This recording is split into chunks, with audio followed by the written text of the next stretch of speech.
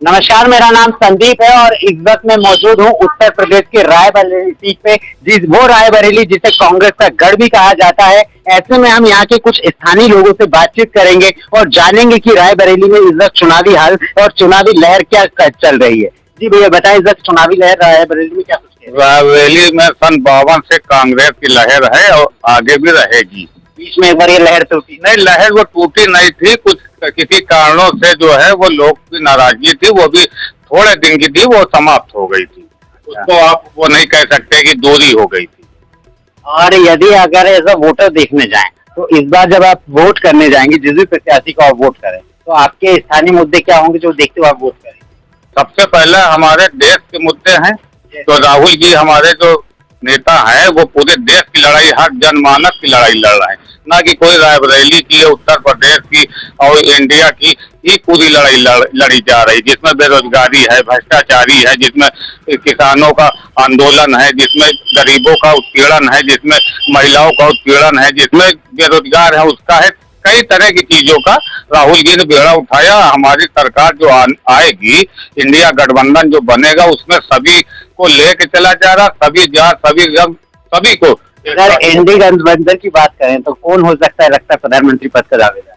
अब ये तो भाई संसद उस चयन करता है, जितने सांसद हैं बैठेंगे चुनेंगे। वैसे कि जहां तक उम्मीद है राहुल जी को हम लोग मनाएंगे कि वही बने, क्योंकि भविष्य के नेता वही है। युवा को आना है, युवा को देश बचाना है। बाकी सबकी सहमति से जो होगा वो बनाया जाए, वो बात का इशू है, उसको अभी बताने की जरूरत नहीं। अगर बेरोजगारी का मुद्दा करेगा और अगर पब्लिक का देखें तो वहाँ पे राहुल जी द्वारा झांसी में कहा गया था कि वो हर युवाओं को बेरोजगार देंगे, तो क्या है एक प्रैक्टिकली ये संभव नजर आ रहा है? मौजूदा सरकार अपनी जगह अपना काम कर रही, वो जनता की बात कम करके सियासत की बात कर रही, मंगलसूत्र की बात कर रही है, जात की बात कर रही, उसकी और जनमानस की बात नहीं हो रही। तो आपको क्या लगता है, एकदम जैसे मोदी सरकार चिल्ला रही कि आपकी बात 400 पार, तो कितनी सीटें आ सकती? 400 पार नहीं, 400 कम। अब की बात 400 कम, मोदी बिल्कुल 4 पे आ जाएंगे। जो तीन दो सीटें हम लोगों ने दिया था, आज जनसंघ का जो गठन हुआ है वो 1952 में श्यामा प्रसाद मुखर्जी वगैरह ने किया है। हमारी पार्टी 28 दिसंबर 1885, कांग्रेस का जो गठन हुआ 28 दिसंबर 1885 को हिंदुस्तान में हुआ, जिसने जंगे आजादी में प्रथम योगदान किया। और ये जो जनसंघ है 1952 में जो श्यामा प्रसाद मुखर्जी, पंडित दीनदयाल उपाध्याय, इन लोगों ने जो बनाया था, ये पार्टी जो है अंग्रेजों के साथ काम किया। तो देशभक्ति कौन इसमें, आप बताइए हमको, देशभक्त हम हैं कि देशभक्त वो हैं? वो अपने आप को देशभक्त बताते कि 70 साल तक देश को लूटा है, तो उनके लिए आपका क्या जवाब होगा? अब वो पढ़े लिखे 70 साल का हो गए भाई, 14 साल ये थे, अटल जी थे, 10 साल ये उम्र हो गए, तो कहाँ 70 साल हो गए आप बताइए? तो उनको या तो नॉलेज नहीं, या तो कम पढ़े लिखे लोग होंगे जो ये बात कह रहे हैं। बाकी कांग्रेस की जितनी आज इंटरनेट से लेके जितनी योजनाएं आई हैं, यहाँ भुखमरी थी, चमड़े का आटा लोग खाते थे, अमेरिका से आता था, किसकी देन है ये? कांग्रेस की देन है। आज युवाओं को बताया नहीं, महामना स्कीम चली था, सुनीता दीदी जो उसकी मिनिस्टर बनी, यहाँ 3-3 बीघा जमीन हर जनों को, मुसलमानों को, सबको दिया गया। जो ऊसा सुधार, भूमि ऊसा सुधार जो 81 में स्कीम चली थी कांग्रेस की, सब पूरे यूपी में दी गई। और जो खाद्य सुरक्षा, जो फ्री अनाज की बात कर रहे हैं, खाद्य सुरक्षा कानून कौन लाया? खाद्य सुरक्षा कानून कांग्रेस लाई। देवी गौड़ा जी आए थे तो अंत्योदय स्कीम सब चलाया, तो उसी को थोड़ा डेवलप करके यहाँ चलाया। सन 14 में अखिलेश जी यहाँ थे तो यहाँ स्कीम धीरे से चालू हुई, सन 15 में चालू। हम RTI रजिस्टर्ड है, हम लिखा पढ़ी भी करते, जनता तक हम पहुँचाते हैं आवाज भी, और देश के हित की बात करते हैं। जैसे अगर बात करें कि वो बोल रही है, पब्लिक बता रही है कि जो बीजेपी है तो इस वक्त वो फ्री राशन बांट के खरीदने की कोशिश कर रही है जनता को, तो इस बारे में आपका क्या कहना है? फ्री राशन ना देना चाहिए, लोगों को जो है रोजगार देना चाहिए, आत्मनिर्भर बनाना चाहिए। भाई इस तरह तो बेरोजगारी और बढ़ती चली जा रही ना, आदमी काम कहाँ कर रहा है भाई? रोजी रोटी के लिए आदमी भागता रहता है, जब उसको रोजगार मिलेगा तो वो खाएगा, कमाएगा तो खाएगा। और ये है कि 5 किलो राशन में होता क्या है? 5 किलो राशन में भाई 5 साल का बच्चा है, 5 दिन में खत्म हो जाएगा, और बाकी 25 दिन फिर आदमी क्या भूखा रहेगा या भीख मांगेगा? भाई ऐसी योजना आना चाहिए, जैसे राहुल गांधी ने कहा हर औरतों को जो है साल में 1 लाख रुपया दिया जाएगा, जो बेरोजगार है उनको जो है नौकरियां दी जाएंगी। अब ये हम भी लोग बेरोजगार टहल रहे हैं, फिर रहे इधर से उधर बैठे हैं, काम ही नहीं है तो क्या करें भाई, इधर उधर बैठे और भाई टाइम पास होता चला जा रहा, वक्त निकलता जा रहा है, फिर आगे हम क्या करेंगे भाई, बुढ़ापे ही की तरफ तो चले जा रहे हैं। देश में भाई हम लोगों से वोट लिया जाता है, तो वोट के बदले में हम लोगों को भी तो कुछ दिया जाए।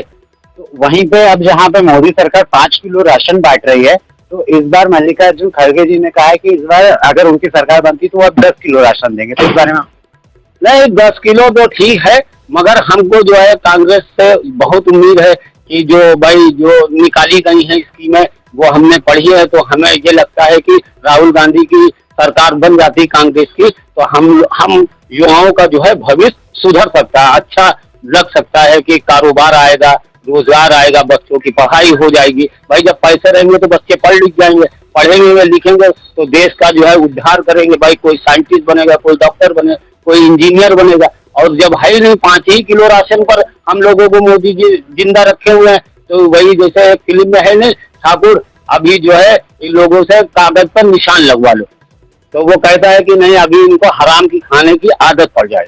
तो ये मोदी जी इस तरह की ये हरकतें करा रहे हैं, लोगों को फ्री करा रहे हैं राशन, अरे नौकरी दीजिए तो हम लोग आत्मनिर्भर बन जाए, हम लोग खुद मेहनत करें।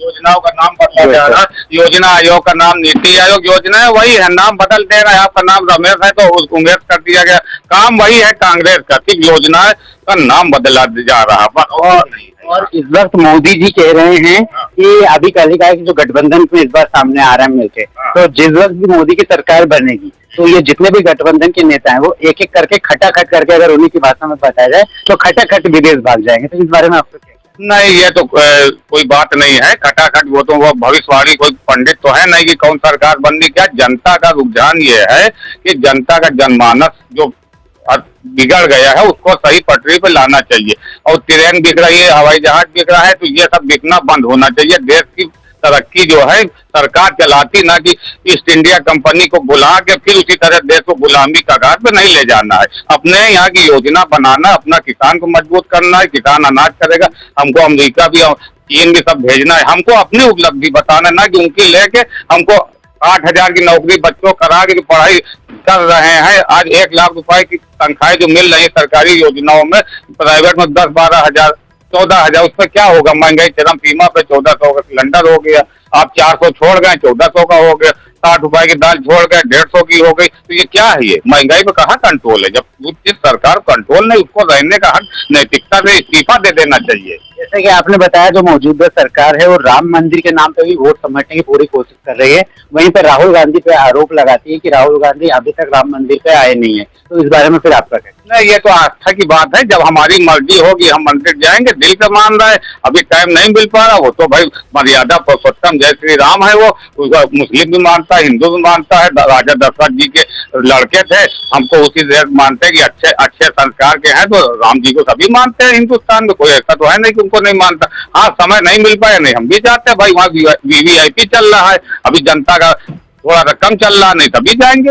इस वक्त आपको लगता है जो राम मंदिर बना है तो मोदी लहर है, तो ये राम के नाम पे वोट बन के सरकार बन सकती है मुद्दे से? नहीं नहीं, वो राम के नाम की एक अलग बात हो गई, भक्ति तो अलग होती है, मगर जो जनता जान रही है महंगाई उस पर वोट कर रही है। आप दक्षिण जाइए, आप उत्तर जाइए, आपको पता लग रहा है, आप चैनल वाले आपको सब पता है कहाँ से कौन स्कीमें चल रही, क्या इनकी फेलियर है वो भी इनको पता लग गया है। जब ये अब 400 पार न करके ये हिंदू मुसलमान पे आ गए हैं, ये इससे कोई देश का फायदा होने वाला नहीं। पढ़ा लिखा लड़का ये नहीं जानता है कि उसको तरक्की चाहिए, ना कि ये सब हिंदू मुसलमान मंगलसूत्र और कश्मीर और 71 ये सब कुछ उससे मतलब नहीं। हमको क्या करना वहाँ जमीन लेके जाने? क्या हमारा भारत का कश्मीर नहीं था? आज भी है, पहले भी था। ठीक है, आतंकवादी सीए के बारे में आपकी क्या राय है? जब अमित शाह मीडिया पे आते हैं और बोलते हैं कि सीए को राहुल गांधी क्या उनकी दादी भी आ जाए तो भी नहीं हटा सकती, तो इनके बारे में? अब वो तो हाई स्कूल और इंटर इनसे पूछ लीजिए कभी आप, वो तो इंटर को क्या कहते हैं, हाई स्कूल को क्या कहते हैं, ये आप उन्हीं से ये सवाल पूछ लीजिएगा कि इंटर को क्या कहते हैं, हाई स्कूल को क्या कहते हैं। माननीय गृह मंत्री है, भारत सरकार है, वो उनका सम्मान है जनता में, क्योंकि सीट पे है, सीट का सम्मान है ना कि उनका है, तो उनके बारे में कुछ कमेंट नहीं कर सकते हैं। बाकी देश के लिए काम करना चाहिए, चाहे भाजपा सरकार दोबारा आ जाए तो देश के काम करना चाहिए। जात की बात किसी को न करना। हाँ, जनगणना, जातिगत जनगणना इस वजह से राहुल गांधी ने कहा है कि जो आज भविष्य जमीन पर आ गया है, आज आरक्षण नहीं मिल रहा, जो किसान है, मजदूर हैं और आपके आदिवासी, उनको कहाँ आरक्षण मिल रहा है? आप बताइए, कहीं से आरक्षण मिल रहा? अल्पसंख्यक का सच्चर कमेटी की रिपोर्ट आप बताइए, सच्चर कमेटी कहाँ लागू? आज हमारी है औकात जो है वो हर के नीचे दिखाई दे रही है मुस्लिमों की। सच्चर कमेटी लागू करे, मोदी जी के साथ है, लागू करिए। हम लोग खिलाफ थोड़ी मोदी के कोई, मगर काम तो करिए आप उस तरह का। वहीं पे अगर हम किसानों की बात करें, कर्ज माफी वगैरह में, या फिर जो किसानों के कानून आए थे जो मोदी जी ने वापस लिए, तो उसके बाद कर्ज माफी में भी कई सवाल उठते हैं कि किसानों द्वारा कोई भी कर्ज माफी नहीं की गई, तो इसमें क्या? नहीं, कहीं कहीं कर्ज माफी हुई, कहीं कहीं नहीं हुई, ये तो गलत बात है। जो सरकार ने अच्छे काम किए उसकी तारीफ भी है, ऐसा नहीं है कर्ज माफी नहीं हुई। हाँ, कहीं कहीं कर्ज माफी, जैसे 50% में 30% कर्ज माफी नहीं, 20 हुई। ऐसा नहीं कि आप वहाँ से बजट चला तो पैसे आया, लोगों के अकाउंट में गए, ऐसे नहीं है। मगर जहाँ तक पहुँचना था जिन किसानों तक, वहाँ तक नहीं पहुँचा है। और अब वो उसके पास चलते हैं सर। जब इस वक्त आप जब वोट डालने जाएंगे चुनाव में, तो इस वक्त आपके क्या कुछ मुद्दे होने वाले हैं, क्या देखते हुए आप वोट डालेंगे? मुद्दा जो है बेरोजगारी का है, रोजगार चाहिए। रोजगार जैसे क्या? अरे जो मुद्दा है वो बेरोजगारी का है। अब हम लोग जैसे हैं, बैठे हैं, काम धंधा है ही नहीं, इतनी महंगाई जो है हो गई है। मेन मुद्दा जो है महंगाई का है। इस बारे में अगर मोदी जी स्किल इंडिया और डिजिटल इंडिया की तरफ लेकर जाते हैं, तो इस बारे में आपकी कोई राय कि यहाँ पर अगर स्किल सीखेंगे, कौशल विकास योजना, तो रोजगार कब डेवलप होगा? अगर आदमी के पास स्किल ही नहीं है, उसके पास कौशल ही नहीं, तो उसको रोजगार कहाँ से मिलेगा? और फिर ऐसे में पकौड़े तलने को भी रोजगार बता देते हैं, तो इस बारे में? अब वो तो जो है उनकी अपनी सोच है कि पकौड़ा तलने को जो है रोजगार बता रहे हैं। अब पढ़ा लिखा आदमी जो है रिक्शा चला रहा है, ऑटो चला रहा है, तो इनको जो है नौकरियां देना चाहिए। लेकिन ये तो जो अब ये बैठे बता रहे हैं कि जो है 70 साल में कांग्रेस ने कुछ नहीं किया। 70 साल में जो कांग्रेस ने किया, ये उनको जो है 10 सालों में जो है खत्म कर दिया इन्होंने। धीरे धीरे सब बेच रहे हैं, तो अब की तो बदलाव होना चाहिए। बदलाव का ये मानते हैं? बदलाव होना चाहिए। बहुत बहुत धन्यवाद। अब वापस लौटते हैं सर के पास। सर, इस वक्त जब आप हम कुछ युवाओं से बात करते हैं साथ में सर, जिस वक्त अब आप वोटिंग करने जाएंगे चुनाव, तो आपके क्या मुद्दे रहने वाले, आप क्या देखेंगे आगे? बस राहुल जी के साथ हैं हम लोग, बस राहुल जी के साथ हैं। बस सब कुछ तो भाई ने बता दिया। नेक्स्ट पीएम जो है राहुल जी भाई, हम लोग चाहेंगे कि पीएम जो है हमारे राहुल जी ही बने। लेकिन देश में जो उनकी जो विरोधियों ने छवि बना के रखी है, वो पप्पू के नाम की बना के रखी है, तो ऐसा जब अपने सीनियर लीडर को अगर छवि के नाम पे पप्पू देखते हैं, तो कैसा फील होता है? नहीं, वो पढ़ा लिखा नेता है, वो बहुत बढ़िया उनको पप्पू बता रहे हैं। लेकिन जब ये पीएम बने गए तो उन लोगों का अता पता नहीं रहेगा, जो ये बता रहे हैं कि पप्पू हैं। पीएम बनने के बाद वो भी जो है आगे पीछे टहलेंगे, वो फिर जो है पप्पू बन जाएंगे।